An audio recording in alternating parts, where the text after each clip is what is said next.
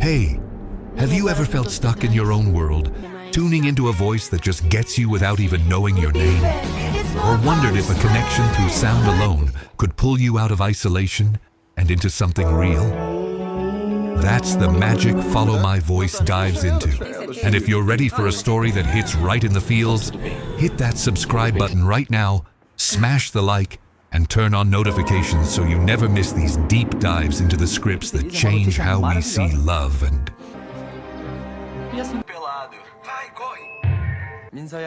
healing.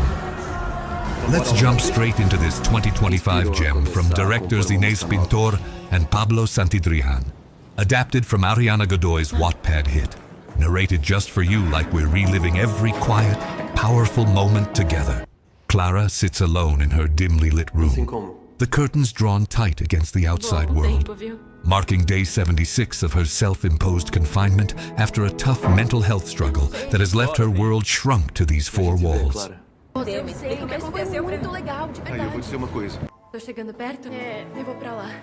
The clock ticks softly, but her real companion is the radio, crackling to life each night with the smooth, velvety tones of Siga Minha Voz, hosted by the enigmatic Kang, whose words wrap around her like a comforting blanket, pulling her from the edge of despair with stories of hope and connection.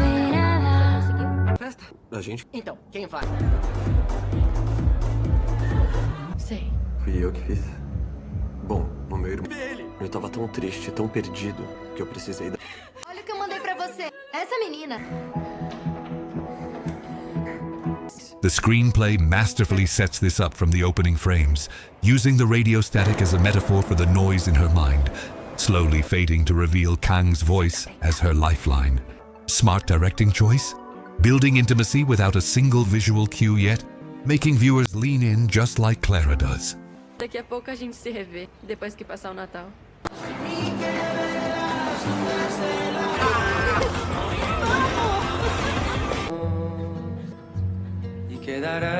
As nights blend into one another, Clara clutches her sketchpad, fingers hovering over blank pages where her once vibrant paintings used to flow. Remnants of a talent stalled since her mother's passing turned every brushstroke into a painful echo. She tunes in obsessively, Kang's program becoming her ritual, his gentle encouragement to listeners to follow the voice inside, resonating deeper than he knows, sparking her first tentative question. Could this invisible bond be love? This early act shines in its restraint.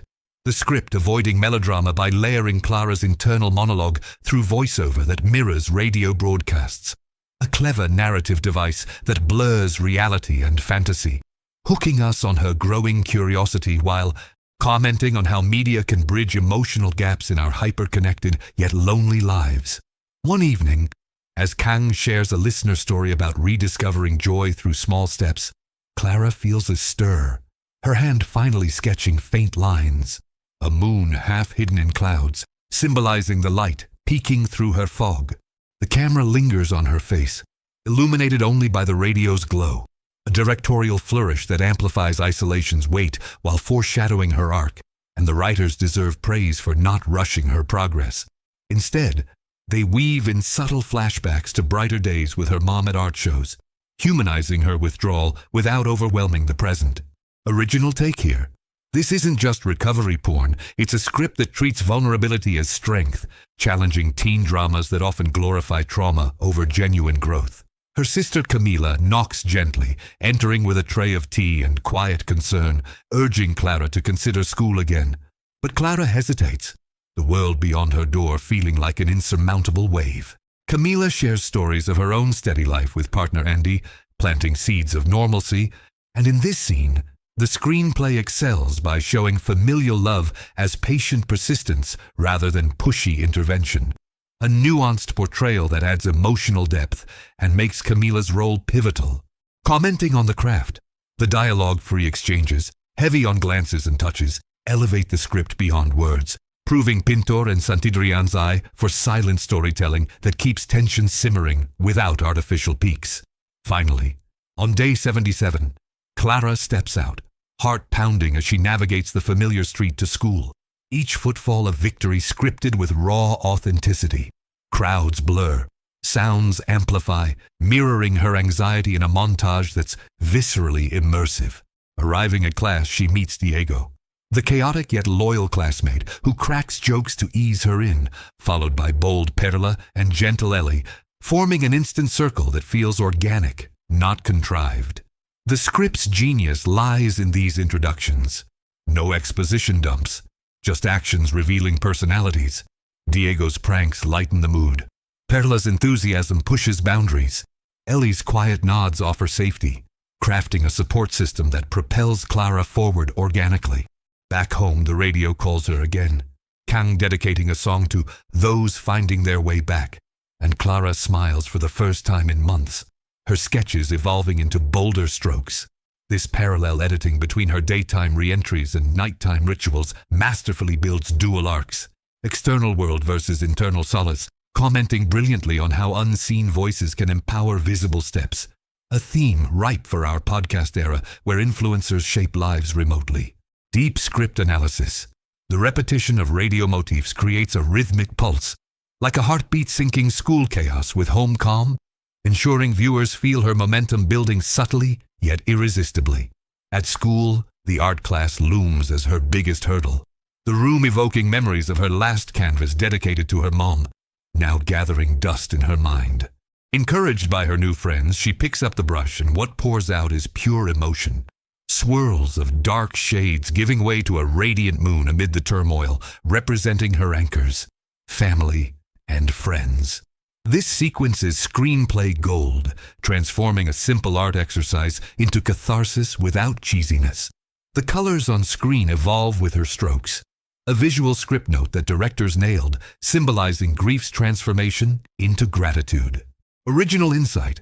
It's a nod to abstract expressionism in teen cinema, elevating the narrative from feel-good to profoundly artistic. Word spreads about her piece, earning quiet acclaim from teachers and peers, and Clara walks hallways lined with cheers, not shrinking but standing taller. A pivotal turn scripted to show growth as communal, not solitary. Meanwhile, Kang's show delves into love's mysteries, prompting Clara to wonder about meeting him, her friends teasing her crush while plotting ways to uncover his identity. The writers balance humor and heart here seamlessly, using group dynamics to humanize her obsession, commenting on how friendships amplify personal quests in a script that never lets levity undercut sincerity. Camila notices the change, hosting a casual gathering with Andy, Diego, Perla, and Ellie, where laughter fills the house for the first time in ages. Clara contributing sketches that spark group creativity. This home scene deepens character bonds, the script layering backstories through shared anecdotes, Diego's wild tales, Perla's bold dreams, without halting pace, a testament to tight plotting that makes every interaction advance the emotional core. Craft comment. It's ensemble writing at its best, where side characters aren't props, but mirrors reflecting Clara's evolution, keeping the narrative multifaceted and engaging. Nights intensify as Clara calls into the radio anonymously, her voice trembling but steady, sharing how Siga Minha Voz guided her return, Kang responding with warmth that feels personal, igniting her resolve to bridge the gap. School life blooms further. She collaborates on a group art project, her moon motif inspiring the team's theme of light in darkness, symbolizing collective healing. Script analysis. This radio school parallelism creates rising action that's elegantly interwoven, avoiding linear predictability by alternating victories and doubts, a sophisticated structure that mirrors real recovery's ebb and flow. Rumors swirl about Kang's secret identity. Some say he's a masked performer, Bat Kang at local bars, and her friends scheme a night out. Clara agreeing despite nerves, stepping into the vibrant venue pulsing with music. Spotting the masked figure on stage, his voice unmistakable, she freezes in awe. The moment scripted with electric tension as lights play across his face, confirming her radio savior in flesh. Directors amplify this with sound design, layering live performance over her memories, an auditory climax that rewards patience beautifully. Original take.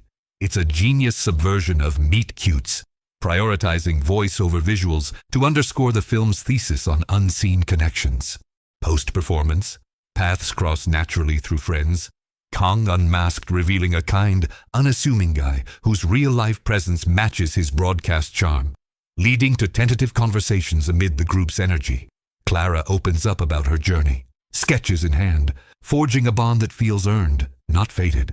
The screenplay peaks here without over-the-top declarations, letting actions, shared laughs, exchanged glances, speak, commenting profoundly on love's quiet beginnings amid healing. As weeks pass, Clara's art gains school recognition, her exhibition drawing crowds where she toasts to resilience, surrounded by Camila, Andy, Diego, Perla, Ellie, and now Kang, the moon painting centerpiece glowing under lights.